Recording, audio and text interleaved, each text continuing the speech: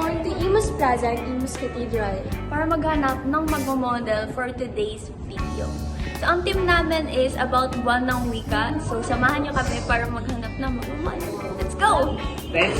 So, ayun guys, nasa na tayo? Malapit na sa Plaza Inn, no? Sa Cathedral. Tignan nyo, guys. Tignan nyo. Parang naambon pa nga. Yeah. So, ayun guys. Aso, guys! Guys, may aso din, Alam, may guys! aso guys! May aso. Arr, arr, arr.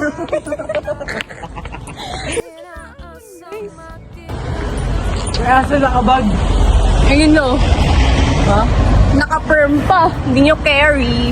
Ano? Natural yan, natural. Okay guys, malapit na kami sa Imus Plaza. Kamusta? Ha? Ayos lang.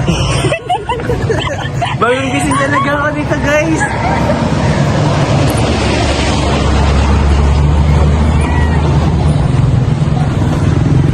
Nangin yung bangs ko. Okay guys, nasa plaza na kami and maghanap na tayo ng magiging model natin. For today's video, Naambon. Naambon pa. Parang ano, ayaw sumang-ayon ng weather. Weather?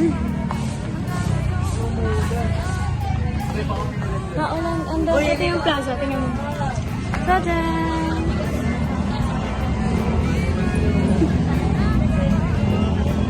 May Pokemon dito.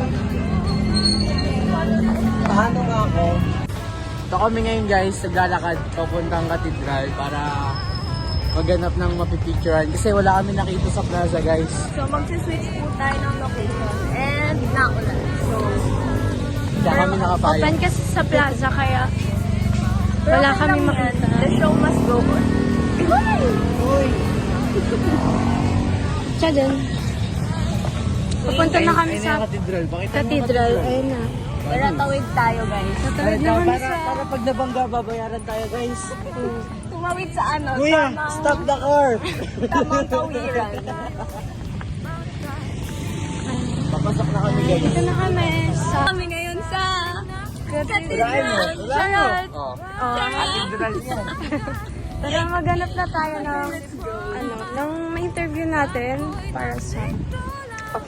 Vlog na to. So ayun guys, andito na tayo sa Imus Cathedral. So may nakikita tayong dalawang magkasama ngayon na pwede sila maging model at tanungin natin ng mga ilang katanungan about sa dito sa history dito sa Imus Cavite. So tara guys, tanungin na natin sila. Ate, kuya, pwede po ba kayo maging model ngayon at matanong ng ilang katanungan about sa history sa Imus Cavite?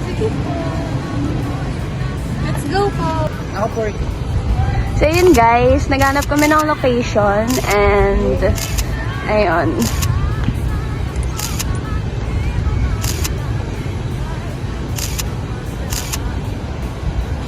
Posing, ibang posing. Ate, kuya. Pwede po matanong, bakit po kayo nakaganyan? Kasi po, meron po talaga kaming project ngayon. Pero gusto niyo po ba malaman kung ano ang culture ng Imus Cavite? Ano po yan? Paano nakilala ang Imus Cavite? Pag sinabing Imus Cavite, ano yun?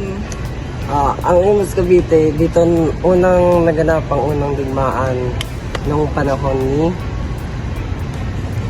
Emilio Aguinaldo. At, alam niyo ba, kung nanalo sila o hindi? Walaan nyo.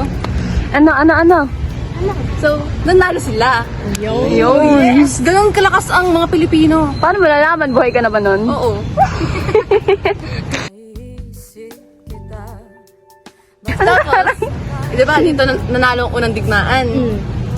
Dito rin binagayway ang unang watawat ng Pilipinas. Yes. Grabe yun.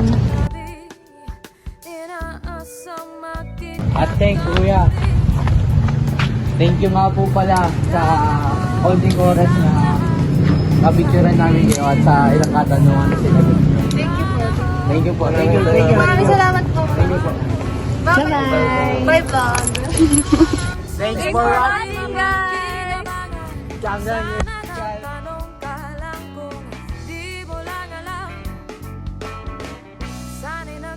balak